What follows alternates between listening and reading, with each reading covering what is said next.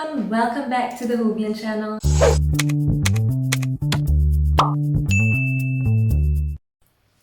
It's Ling again, and in this video we are going to talk about 10 things I wish I knew before I started streaming. So number one, you can actually get paid for it. I didn't know about it, so I signed up for free, but there are actually so many platforms that would offer this kind of collaborations where you are a verified streamer, and with that status you can actually get paid while streaming on their platforms. Number two, scheduled streaming and regular streaming. It is so important for you to stream almost daily, especially at the beginning, because this is how people would meet you and also get to the routine to come back to watch your stream if they like you or if they enjoyed your stream.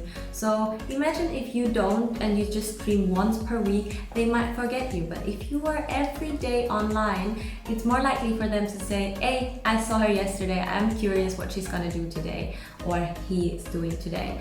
So if you schedule a stream, it actually helps them to adjust their agenda to yours so they can look forward to visit and watch your stream. Whenever you're streaming, you are actually investing your time, so make the most out of it, which brings us to number three, your streaming time. So basic would be you should stream or place your streaming at a timing where there is a lot of traffic, which means in the evening where people would come back from work, or in the morning where they prepare for work. These are the times where they actually can log in and then check on you, or they are roaming around because in their spare time they're just wandering and checking out news streams. Another thing about timings is if you are targeting a different market, for example Asia, then you just have to monitor and then calculate for yourself which is their evening time or daytime, so that you could catch this peak time for them. Number four that I personally neglected and I do regret in a way, but it's never too late to share, so then you don't have to do the same mistakes as me. Number four would be promoting your social media and build your own brands.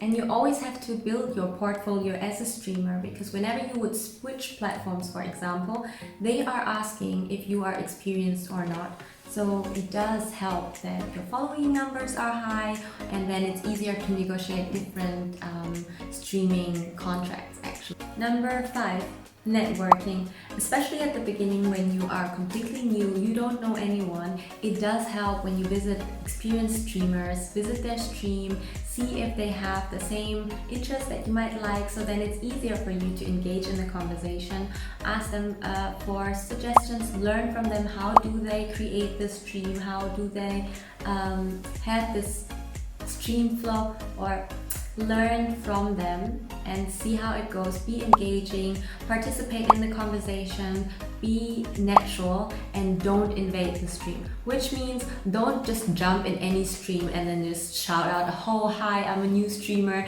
please follow me, and then you disappear. This is not an engagement, it goes just one direction, so you need to take your time there as well. So it costs time, but then it is worth it. Number six, content ideas. It is actually really nice to have a backup plan whenever your stream is or the conversation is coming to an end, so then in the back of your mind you already have sorted out different ideas, different topics you want to talk about, and you don't have to worry because people that are joining your stream are there for you, so whatever you give them they would actually participate. So then it takes off your gap of like thinking and figuring out what could you talk about next.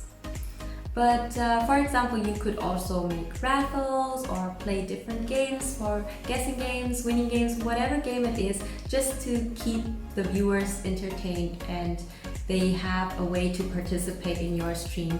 That's how you can make it fun, and the more you think about it, the more exciting it will be for the people, because it's always something new that you're coming up with.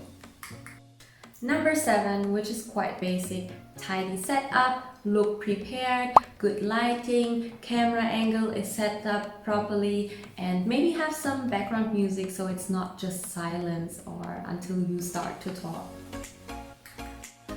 Number eight, which sounds very funny and is talk to yourself.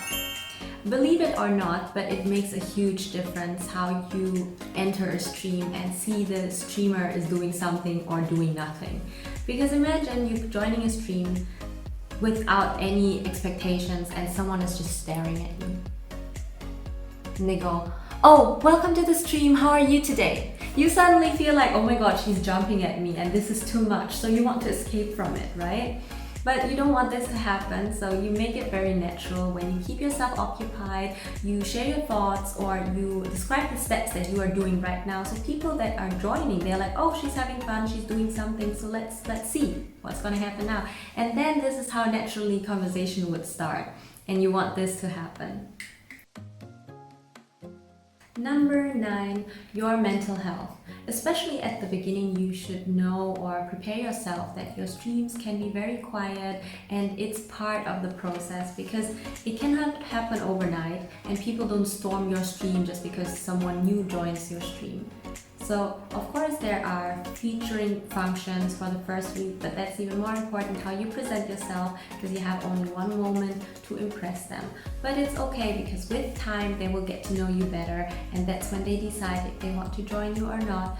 But it is so important that you emotionally are prepared for it, and that you don't get involved in any jealousy and compare yourself with others, because everyone goes their own pace. And other streamers have been streaming for years, so you cannot easily just compare with them saying like, why are they doing so well and I don't have anyone in my stream, because you just started.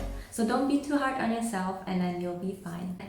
And now, last but not least, number 10 is set boundaries. For me, it's very important because I learned that you are the one that decides how much you want to share in your how much you want to share of your private life and what you want to share. It's really up to you. You are not obligated to share with anyone if you don't want to, because sometimes supporters would give you the feeling that you owe them something, and that's definitely not the case. So don't feel this way, because real MVPs, they would support you because they like you, when they see you hardworking, and they just want to genuinely support you because they think you deserve it and you're doing great. So don't worry for upsetting people if you say no, if they ask you for weird things, because there will be always people that are trying and test the waters. But don't think that you are new, you have to.